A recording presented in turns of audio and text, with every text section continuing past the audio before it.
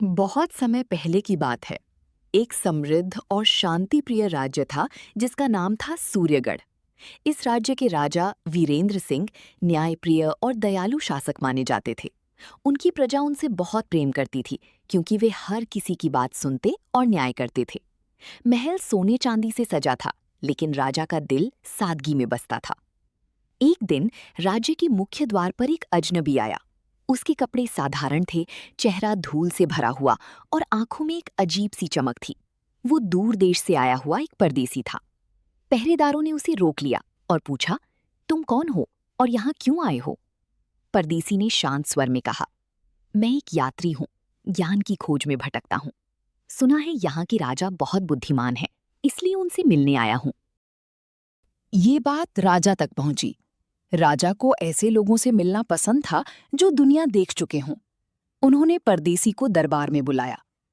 दरबार में प्रवेश करते ही परदेसी ने झुककर प्रणाम किया। राजा ने मुस्कुराते हुए पूछा, तुम्हारा नाम क्या है और तुमने इतनी दूर से आने का कष्ट क्यों किया? परदेसी बोला, महाराज, मेरा नाम आरव है। मैंने कई देशों की यात्रा की है, बहुत कुछ देखा है, लेकिन सच्चा ज्ञान अभी भी अधूरा है। मैं आपसे सीखने आया हूं। राजा को उसकी बातों में सच्चाई लगी। उन्होंने उसे महल में अतिथि के रूप में रहने का निमंत्रण दिया। धीरे धीरे आरव महल का हिस्सा बन गया। वो हर दिन राजा के साथ बैठता, राज्य के कामकाज को देखता और अपनी राय भी देता। कुछ ही दिनों में राजा ने देखा कि आरव बहुत बुद्धिमान है। उसकी सलाह अक्सर सही होती। एक दिन पड़ोसी राज्य ने युद्ध की धमकी दी। दरबार में सभी मंत्री घबरा गए। कोई कहता युद्ध करो, कोई कहता संधि कर लो। राजा ने आरव की ओर देखा और पूछा, तुम्हारा क्या विचार है? आरव ने कहा, महाराज, युद्ध अंतिम उपाय होना चाहिए। पहले शांति का रास्ता अपनाइए, लेकिन साथ ही अपनी सेना को तैयार रखिए। यदि हम बिना लड़ी जीत सकते हैं तो वही सबसे बड़ी जीत होगी। राजा ने उसकी बात मानी। उन्होंने दूत भेजकर शांति वार्ता शुरू की और सेना को सतर्क रहने का आदेश दिया। कुछ दिनों बाद पड़ोसी राज्य ने बिना युद्ध के ही समझौता कर लिया। राज्य में खुशी की लहर दौड़ गई। राजा ने प्रसन्न होकर आरव से कहा, तुमने हमारे राज्य को बचा लिया।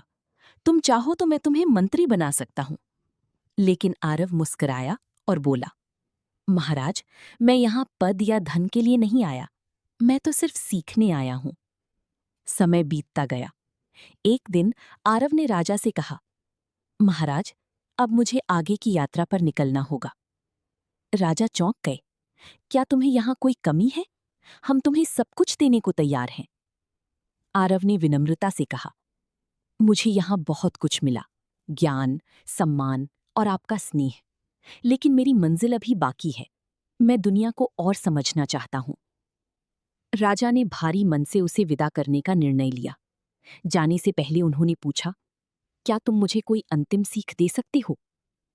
आरव कुछ देर चुप रहा, फिर बोला, महाराज, एक सच्चा राजा वही होता है जो अपने सिंहासन से नहीं बल्कि अपने दिल से शासन करता है।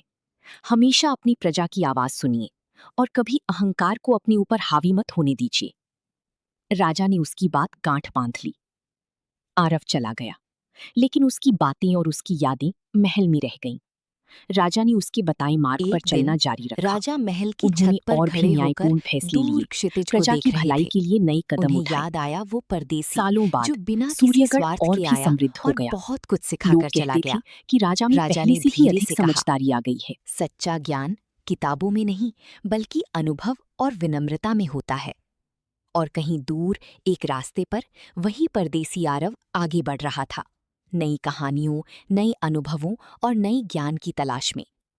इस तरह एक राजा और एक परदेसी की मुलाकात ने न सिर्फ एक राज्य को बदला, बल्कि ये सिखाया कि सीखने की कोई सीमा नहीं होती और सच्चा गुरु कभी भी कहीं भी मिल सकता।